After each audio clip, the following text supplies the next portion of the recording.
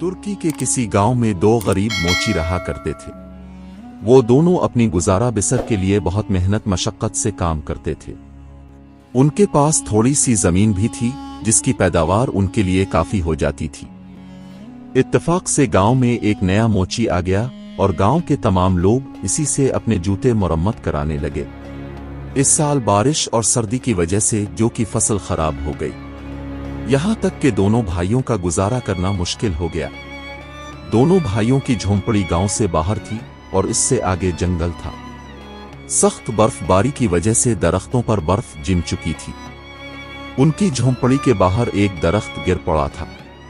दोनों भाइयों ने दरख्त को काटा और उसकी लकड़ी की आग जलाई। फिर वो दरख्त के खोखले तने को उठाकर झोंपड़ी में ले गए और उस पर बैठकर आग तापने लगे। इसके साथ ही उन्हें एक कोयल के कोकन्ने की आवाज सुनाई दी और इसी वक्त एक कोयल दरख्त के इस खोखले तने से निकलकर सामने जाकर मेज पर बैठ गई। दोनों भाई इस कोयल को देखकर बहुत हैरान हुए, लेकिन इस वक्त उन्हें और ज्यादा हैरानी हुई जब कोयल ने इंसानी जबान में उनसे कहा, ये कौन सा मौसम है? शाकिर ने कहा, ये सर्दी का मौसम है और बर्फबारी हो रही है। कोयल बोली, ओ, आग की तपश की वजह से मैं समझी कि गर्मी का मौसम आ गया है। वैसे भी तुमने मेरा घर और घोंसला खराब तो कर ही दिया है, इसलिए गर्मियों के आने तक तुम लोग मुझे अपने पास ही रखो और मेरे लिए इस खोखले दरख्त का तना ही काफी है। जब गर्मियों का मौसम आएगा तो मैं अपने सफर पर रवाना हो जाऊंगी और वापसी पर तुम्हारे लिए कोई ना कोई तोहफा जरूर लाऊंगी जिससे तुम्हारी मुसीबतें कम हो जाएंगी। शाकिर बोला, मैं तुम्हारे लिए एक घोंसला बना देता हूं। तुम शौक से हमारे साथ रह सकती हो और गर्मियों के आने तक तुम आराम से वहां रहो। तुम्हें भूख भी लग रही होगी, इसलिए मैं अपने हिस्से की आधी रोटी तुम्हें देता हूं। कोयल ने रोटी खाई और पानी पिया और फिर शाकिर के बनाए गए घोंसले में जाकर सो गई। एक दिन वो सुबह सवेरे कोयल के कोको करने से बेदार हो गए। उनके सामने वाली खिड़की में कोयल बैठी हुई थी और बाहर जाने का इंतजार कर रही थी। उसने कहा, अब मैं दुनिया के सफर पर जा रही हूं ताकि बहार के आने की खबर हर जगह पहुंचा दूं। अब तुम मुझे बताओ कि वापसी पर तुम्हारे लिए क्या तोहफा लाऊं। लालच से फजलों की आंखें चमकने लगीं। वो बोला, तुमने दुनिया का कोना कोना देखा हुआ है। तुम मेरे लिए कोई बड़ा सा हीरा या कीमती मोती ले आओ ताकि हमारी मुसीबतों का दौर खत्म हो जाए। कोयल बोली, मुझे हीरो मोतियों का तो पता नहीं। ये चट्टानों में छुपे होते हैं और मोती समंदर की तहों में होते हैं, इसलिए उनका निकालना मेरे बस में नहीं है। यहां से बहुत दूर एक कुआं है जिसके किनारे पर दो दरख्त खड़े हैं। इनमें से एक दरख्त सुनहरी दरख्त कहलाता है क्योंकि इसके पत्ते सोने के हैं और दूसरा दरख्त जैतून का है जो हमेशा हरा भरा रहता है। इसके बारे में मशहूर है कि जो कोई भी इस दरख्त के पत्तों को अपने पास रखेगा वो इल्म व दानाई का मालिक होगा। उसका दिल हर वक्त मुतमईन रहेगा। अगर वो किसी झोंपड़ी में रहता है तो अपने आप को महल में रहने वालों की निस्बत खुश नसीब समझेगा। शाकिर बोला, प्यारी कोयल, तो मुझे जैतून का पत्ता ला कर दे। फजलो बोला, तुम बिल्कुल अहमक हो, तुमने सोने का पत्ता क्यों ना मांगा? प्यारी कोयल, तुम मुझे सोने का पत्ता ला कर दे। कोयल ने उन्हें अल्लाह हाफिज कहा और खोली हुई खिड़की से हवा में उड़ गई। वो मैदानों और चरागाहों के ऊपर से उड़ती हुई चली जा रही थी। वो चीख चीख कर बहार के आने की खबर सुना रही थी। वो साल दोनों भाइयों ने बहुत तंगी से गुजारा। लोगों ने इनसे जूते बनवाना बंद कर दिए और इस साल उनकी बाजरी की फसल भी थोड़ी सी हुई थी। साल होते होते उनकी हालत बहुत खराब हो गई और हालत फाका कशी तक जा पहुंची। बहार का मौसम शुरू हुआ तो किसी ने उनके दरवाजे पर दस्तक दी और कोयल की आवाज सुनाई दी, मेरे दोस्तों, जल्दी से दरवाजा खोलो, मैं तुम्हारे लिए तोहफा लाई हूं। शाकिर ने जल्दी से दरवाजा खोला। कोयल झोंपड़ी में दाखिल हुई। इसकी चोंच में दो पत्ते थे, एक बड़ा सा सोने का पत्ता और दूसरा जैतून का। कोयल ने सोने का पत्ता फजलों को और जैतून का पत्ता शाकिर को दिया और कहने लगी, दुनिया के आखिरी सिरे से मैं तुम्हारे लिए ये पत्ते लाई हूं। मुझे जल्दी से कुछ खाने के लिए दो। मुझे अभी शुमाली मुल्कों में जाना है ताकि वहां भी बहार के आने की खुशखबरी सुना दूं। शाकिर ने अपने हिस्से की रोटी इस कोयल के आगे डाल दी। कोयल रोटी खाने लगी। फजलो शाकिर को अपना सोने का पत्ता देखा कर कहने लगा, तुमने मेरी अक्लमंदी देखी। कोयल शाकिर से बोली, अगर तुम भी अपने लिए सोने का पत्ता मंगवाना चाहते हो तो मुझे बता दो, अगले साल मैं तुम्हारे लिए भी सोने का पत्ता ला दूंगी। शाकिर ने जवाब दिया, तुम मेरे लिए जैतून का पत्ता ही लाना। फजलो बोला, तुम मेरे लिए सोने का पत्ता लाना। इसके बाद कोयल दोबारा अपने सफर पर रवाना हो गई। फजलो अपने दांत पेश कर बोला, तुमने अमीर होने का सुनहरी मौका गंवा दिया। जैतून के पत्तों से आखिर तुम्हें क्या फायदा पहुंचेगा। फजलो उसे जली सड़ी सुनाता रहा, लेकिन शाकिर हर बार उसे हंस कर कहता, भाई, कनात से बढ़कर कोई दौलत नहीं, दौलत तो आनी जानी चीज है। फजलो गुस्से में बोला, तुम मेरे जैसे समझदार और अक्लमंद आदमी के साथ रहने के काबिल नहीं हो। ये कहकर इसने सुनहरी पत्ता उठाया और झोंपड़ी से बाहर चला गया। गांव वालों में से जिसने शाकिर की बेवकूफी सुनी वो हंसे बगैर न रह सके। सब गांव वालों ने फजलो की अक्लमंदी की तारीफ की। अब वो फजलो नहीं रहा था बल्कि गांव का फजलो साहिब कहलाने लगा था। अब गांव के तमाम लोग इज्जत और एहतराम से इसका नाम लेने लगे थे और गांव के बड़े बड़े चौधरी भी अपने जूते मरम्मत कराने के लिए इसके पास भेजते थे। कुछ ही दिनों में फजलो ने शादी भी कर ली। शादी में गांव के तमाम लोग शामिल थे, लेकिन शाकिर को पैगाम नहीं दिया गया था क्योंकि फजलो के ख्याल के मुताबिक वो गरीब और नाकारा था और खानदान के नाम पर धब्बा। अब फजल खान बड़ी ऐशो आराम के साथ जिंदगी गुजार रहा था, लेकिन अजीब बात थी कि वो और उसकी बीवी हमेशा नाखुश रहते थे। अखराजात के नाम पर फजल अल-दीन सोने के पते को तोड़ तोड़ कर फरोख्त करता रहा। आखिर एक दिन सोने का आखिरी टुकड़ा भी बिक गया। अब फजल खान पहले की तरह मुफलिस हो चुका था। अगले साल जब फिर से मौसम बहार आया तो कोयल फिर उनके पास आई। फजलो और उसकी बीवी ने खूब कोयल की खातिर मुदारात की। वो इसके लिए बहुत सी चीजें ले आए, लेकिन कोयल ने उनकी तरफ कोई तवज्जो ना दी। वो कहने लगी, मैं गरीब शाकिर के घर की रूखी सूखी रोटी खाना पसंद करती हूं। इसी तरह न जाने कितने साल गुजर गए। फजलो सोने के पत्ते लेता रहा और शाकिर जैतून के पत्तों पर कनात करता रहा। एक दिन इस मुक्का बादशाह शिकार खेलते खेलते वहां पर आ निकला। वो बहुत परेशान और उदास रहता था।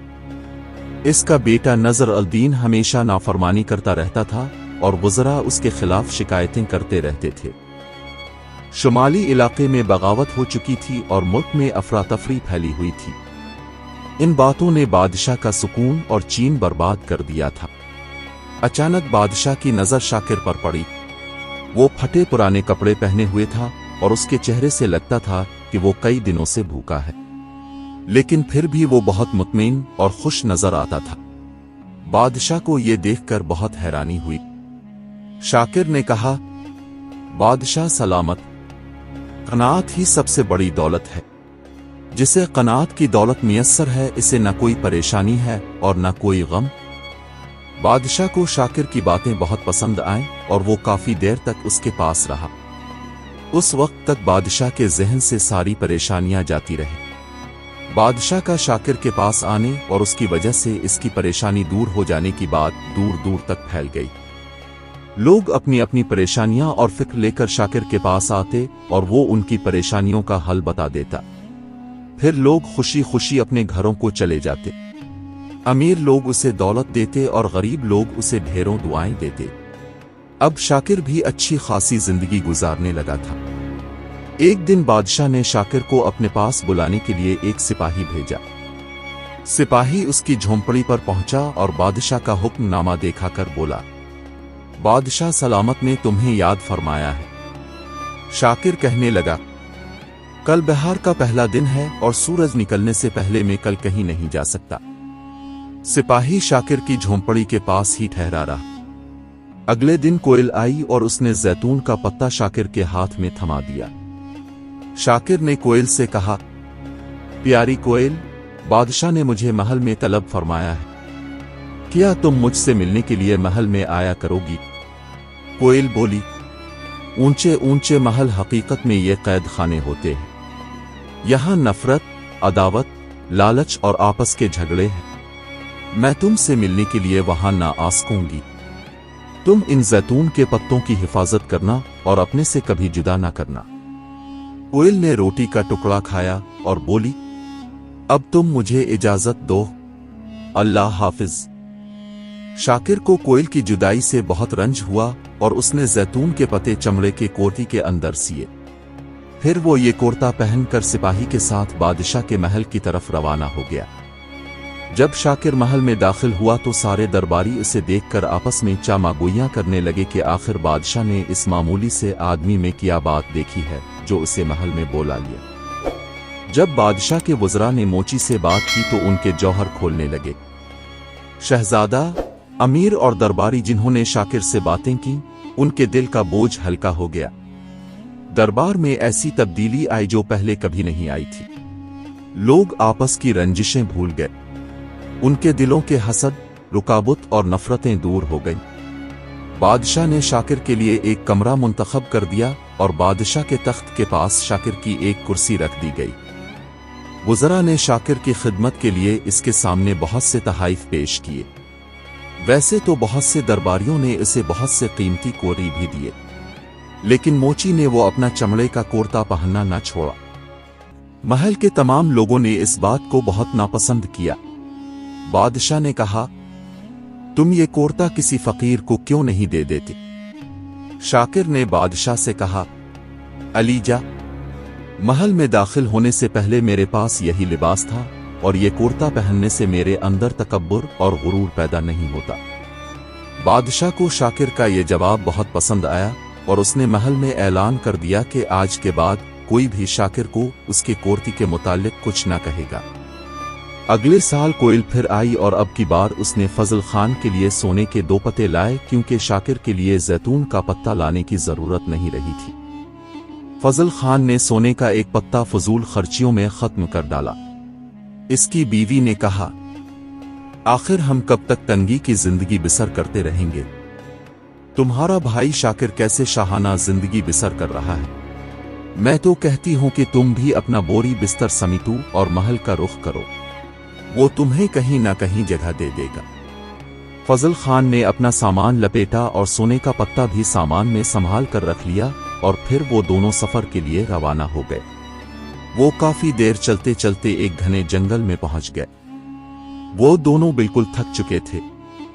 फजल खान की बीवी बोली, तुम तो बिल्कुल अक्ल से पाए लो, तुमने सफर के लिए किसी सवारी का इंतजाम क्यों ना किया?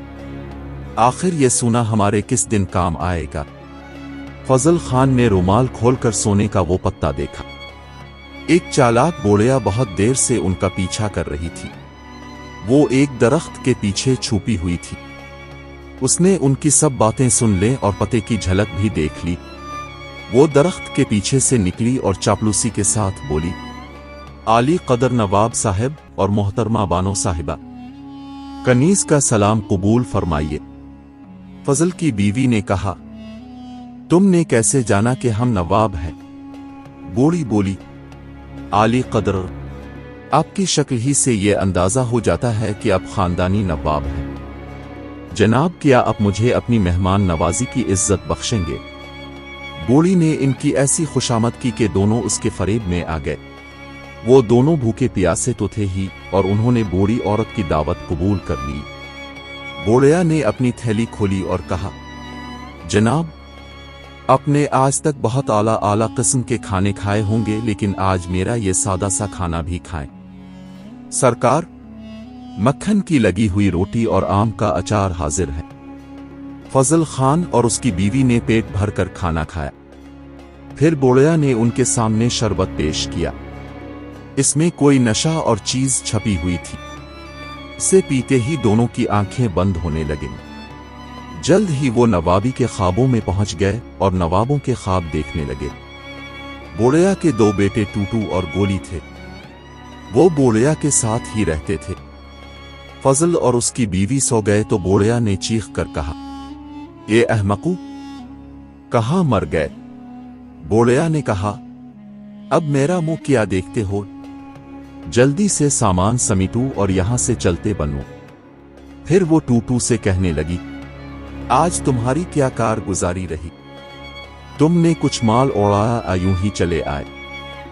टूटू ने कहा, अम्मा, आज जब मैं महल के करीब से गुजर रहा था तो किसी ने एक चमड़े का कोर्ता ऊपर से फेंका। ये कोर्ता है तो बेकार, लेकिन मैं इसे आपके हुक्म की तामील के लिए ले आया हूं। ये कहकर इसने कोर्ता बोड़िया की जानिब फेंका और बोड़िया तेवरी चढ़ाकर बोली, अरे अहमक, ये कोर्ता मेरे किस काम का है?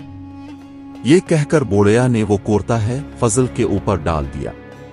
बोड़िया ने सब सामान समेटा और फिर वो हंसते हुए तीनों वहां से चल दिए। बहुत देर बाद फजल और उसकी बीवी की आंख खोली।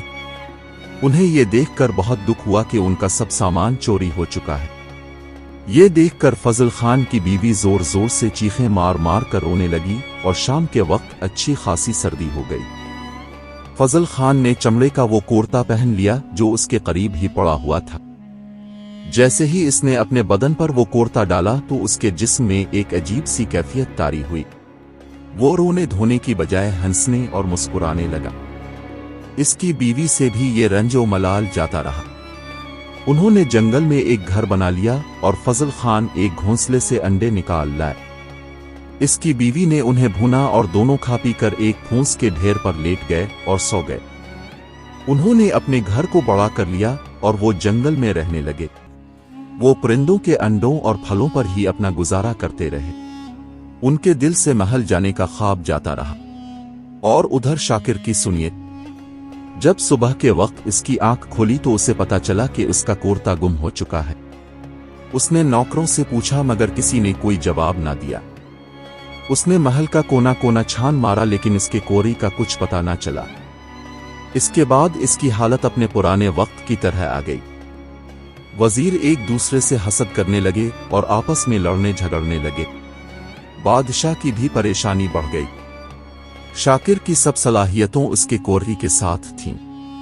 जब वो कोरता ना रहा तो उसकी सलाहियतों भी जाती रही। यूं लगता था जैसे इसका जहन बिल्कुल नाकारा हो चुका है और दरबार में भी चामागोइयां होने लगी कि इस दरबार में मोची का किया काम। बादशाह ने तहकीक का हुक्म दे दिया कि ये मोची यहां तक कैसे आया और इसे ये दर्जा किसने दिया। तहकीक के बाद ये बात सामने आई कि मोची खामोखा ही महल में ठहरा हुआ है। बादशाह ने हुक्म सुनाया कि मोची को महल से निकाल दिया जाए और उसकी हर एक चीज जब्त कर ली जाए।